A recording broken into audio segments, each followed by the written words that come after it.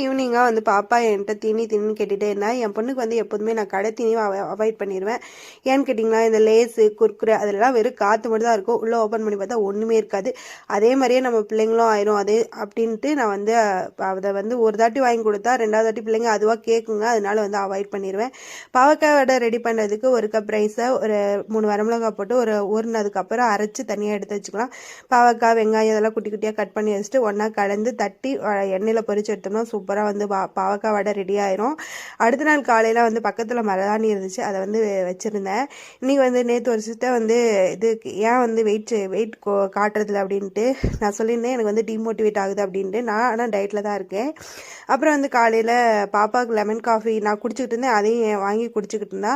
1 pot rice மாதிரி தான் ready பண்ணியிருந்தேன். அரிசி பருப்பு சாதம் ரெடி பண்ணிட்டு இருந்தேன். இதுவுமே சிம்பிள் தான். லஞ்ச் பாக்ஸுக்கு ஈஸியாக செய்யக்கூடிய ஒரு டிஷ்ஷு. கண்டிப்பாக ட்ரை பண்ணி பாருங்கள். 2 ரெசிபியும் சூப்பராக இருக்கும்.